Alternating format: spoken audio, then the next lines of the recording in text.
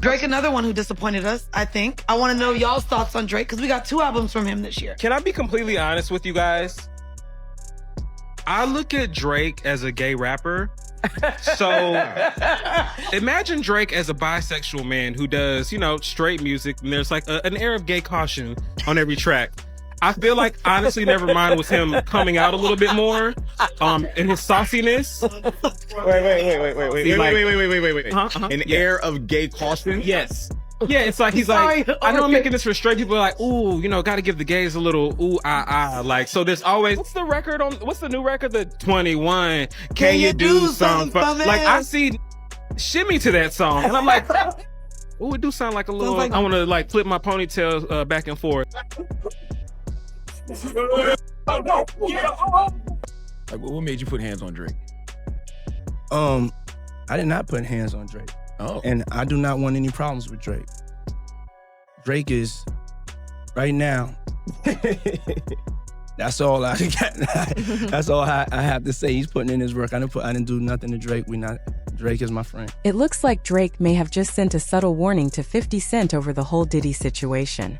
After 50 began sharing those leaked stories about Diddy, Drake's name suddenly got pulled into the mix. Now people are wondering if this is really just about music or if there's something deeper behind it. Looking back, moments that seemed normal, the handshakes, the parties, the friendly vibes, are starting to feel suspicious. Back in the early 2000s, Drake and Diddy appeared to be close, collaborating on projects and hanging out in the industry. At the time, it seemed like regular business between 2 major artists. Studio sessions, mutual respect, and networking. But with all the recent allegations around Diddy, involving mentorships and favors that supposedly came with strings attached, fans are reevaluating everything. Names like Usher, Meek Mill, YK Osiris, and even French Montana are being discussed, and now Drake is part of the conversation. It's not entirely surprising because Drake's actions have often made people curious over the years. One of the voices that brought this back into the spotlight is Orlando Brown. He's known for speaking out and stirring controversy, but he claimed that his connection with Drake wasn't what fans assumed, and even made shocking personal allegations. That motherfucker try to act like he didn't know you. You smashed Drake? No, I never smashed. Oh, you made love to Drake. At first, many dismissed it, saying Orlando Brown was just spiraling again. But people on the streets don't only listen, they notice patterns. When fans started looking back at Drake's songs, interviews, and public appearances, Orlando's comments began to make more sense. For example, his track Girls Want Girls immediately caught attention. Many thought he was hinting at his personal life. That one line about girls wanting girls had everyone pausing and talking. Drake later called it playful wordplay, but fans weren't buying it. Other songs, like For All the Dogs and Members Only, also blurred lines between metaphor and personal truth. Lyrics about closeness and trust made listeners wonder if he was subtly referencing his sexuality. Beyond music, fans noticed the way Drake carries himself, the viral manicure clip, his emotional interactions with artists like Lil Wayne, and his overall energy, giving off private, hidden vibes that people couldn't ignore. And Wayne is my favorite person to work with, though, because it's just, ooh, Lil Wayne, he's just... You gotta give Wayne the love. Too good. Drake, it's just too good. People started saying Drake's music felt personal, not just creative, and once the internet smells something, it won't let go. Comments poured in, claiming the signs were clear for years. Drake never addressed the rumors, staying silent, while old clips resurfaced, including one where he pressured YK Osiris to sing after losing a $60,000 bet. You owe me 60 bands, and you have to perform the song right now in the crib. What are we talking about? What are you talking about? I'm giving you an out. I'm not Baby. I'm not Boosie. You don't owe me no 2 rags to 5 rags. You owe me 60 bands. I'm playing the song right now. You ready? I need a full... Huh? You don't owe me no money right now. I swear, I need a full performance though. The real though.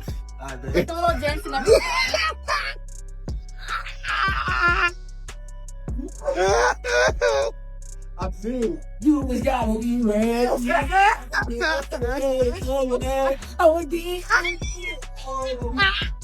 At the time, many laughed it off, but looking back, the body language in those moments feels different. It didn't seem playful. It looked like control, like someone showing who's in charge. One fan even said Drake pulled the boldest boss move they had ever seen. Then YK Osiris' baby mama posted that she caught a man with him, which made people start connecting dots. Fans began wondering if Drake could have been involved. This is where the Diddy connection comes in. Rumor has it that Drake attended some of Diddy's famous parties, not as a bystander, but actively in the mix. For a while, he stayed very close to industry heavyweights, but once he reached a high level and no longer needed their support, he pulled away to protect his image and career. That reportedly didn't sit well with Diddy, who doesn't take rejection lightly, causing tension behind the scenes. Meanwhile, Drake had a mentor in Jay-Z, whom he admired and credited for guiding him. I remember when I was about like 17 years old, I was in a parking lot. I was watching Jay-Z do a show for an event at the time that was called Rock the Caravana. It was like the first time Jay-Z had ever really like come to the city and shown us love. And I was with one of my friends from school and I was in the parking lot and I'll never forget, we were watching. For me, that was really a moment that unlocked something in my mind. It made me realize that all this is possible, you know? So I want to thank. People are looking back at Drake's old track Light Up. At the time, it sounded like regular advice, but now the lyrics seem like a warning. Jay-Z wasn't just rapping, he was showing Drake how the industry works. Friendly faces and favors often come with hidden strings, and saying no can turn allies into enemies. Fans think Jay was hinting about powerful figures like Diddy and how to protect himself. By 2014, tension reached a peak. The dispute over the 0 to 100 beat escalated, and at DJ Khaled's Miami birthday party, Diddy reportedly confronted Drake. Allegedly, it got physical, marking the start of a real fallout. Although there was no footage of this, based on people that I've spoken to close to the situation, Diddy really did punch Drake in the face. Oh, I got that call 4 o'clock in the morning. Right. I was laying in my bed and my phone kept ringing. I'm like, why my phone keep ringing at 4 o'clock in the morning? So I go to look at my phone, and it's my dude, like, my dude. And he ain't no just random guy in the club. This is somebody that everybody knows. Right. He's like, boy, you wouldn't just believe what happened. I'm like, what? Diddy just slapped Drake. Knowing Puffy for so long and having dealings with him, what was the first thing you thought when you heard the story about him allegedly punching Drake? He said, "Fuck it," clicked him. Drake, I actually thought Drake must have said something wrong to him or something, or did something. I tried to play him, or something must have happened. I actually really didn't, I kind of just laughed. It's funny. Some insiders claim the conflict went beyond music. It involved power struggles, ego, and industry politics. Even 50 Cent spoke openly, suggesting there was more at play than just a simple feud. Puff can't hear a hit? That's kind of crazy. He still hear things from back then, that time. Oh, got you now. Right. Okay. Got you saying. He can't buy the record. You play it for him right now and it's hot. He can't buy it. This is why he's fighting Drake. When you hit Drake, because he used the beat that he didn't actually use. 0 to 100. Right, you see what I'm saying? So if he heard it and then he heard Drake use it, but it wasn't a hit yet until Drake put the lines on it. And he's upset about that because he can't hear it, but he felt like he took something from him. Rumors in LA suggested that Drake was allegedly being targeted, with whispers that certain people were approached to take action against him. The chatter had the city talking and speculating nonstop. Well, you talked about how you found out that they're trying to set up Drake in LA at one point. What exactly was that about? That was about like him and Diddy were beefing, right? They had a little beef over something in Miami outside of Liv.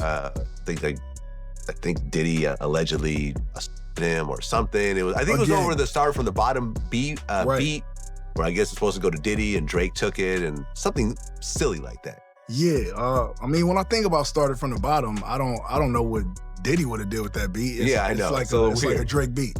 But there were like calls, going around LA, and it was like, Drake here, Drake there, who will run up on him. I'm not saying. Whether the rumors were true or blown out of proportion, Drake didn't take any risks.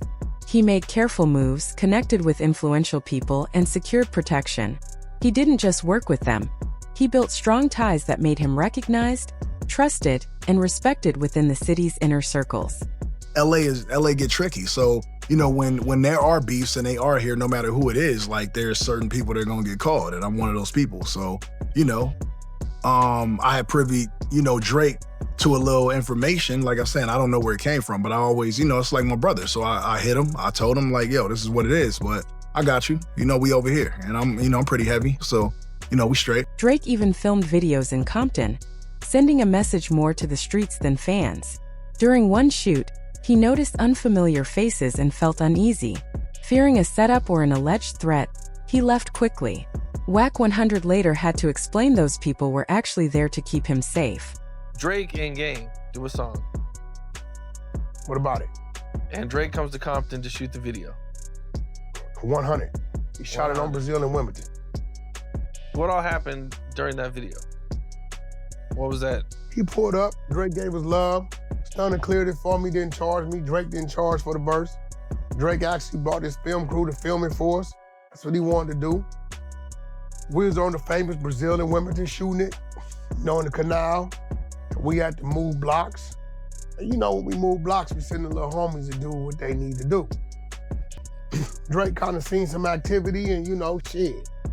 He did what a motherfucker you're supposed to do. He got out of there. So we sent somebody to get him. Bro, it's cool. That ain't for you. That's for us. Now, you know, we seen shit going on. But, you know, we moving blocks. We're not just going to hit the block without the block being right. So we had to make sure the homies, you know, when they cleared the block. He came back and we finished the video. By 2015, the public story changed. French Montana said he ended the feud, and Diddy denied issues, but tensions quietly remained. Like, what made you put hands on Drake? I did not put hands on Drake. Oh. And I do not want any problems with Drake. Drake is, right now, that's all I got. That's all I have to say. He's putting in his work. I didn't do nothing to Drake. Drake is my friend. So that was a total rumor. Then there's Cassie, another detail people overlooked at the time. Back in 2013, Drake reportedly tried to bring her into his circle, which alone could have upset Diddy, given what Cassie later said about control and obsession. In Diddy's world, perception matters, and that alone might have sparked tension. Fans even remembered Lil Duval's old tweet about Diddy allegedly confronting Drake in Miami for saying hello. Years later, during the Diddy trial and Rico case, Drake distanced himself, unfollowed Diddy, and stayed cautious, while 50 Cent returned, teasing a documentary series with more tapes, footage, and names. Now, you know, because this is a lot of the personal footage of Diddy. It shocked a lot of people. And I know, 50, the way you run, this cannot be all that you have. Is there other stuff that you just have not shown? Yeah, well, everything couldn't make it was 4 episodes. Right. So it was a lot. You had to pick and choose things. Like, even in an area where he chooses to date people who he knows previously dated someone. He has a baby by a woman that was dating Tupac. Wow. To add to it, but we had to cut it down so for time. Suddenly, people are asking if those wild tapes really exist. If names like Meek Mill, Usher, French Montana, and YK Osiris are already involved, could Drake appear too? Could he have been caught doing something shocking? Fans can't stop speculating. With part 2 of 50 Cent's series coming, everyone who moved close to Diddy is under the spotlight, including Drake. Was he just another artist in a risky industry, or closer to that world than people realize? Speculation is only growing.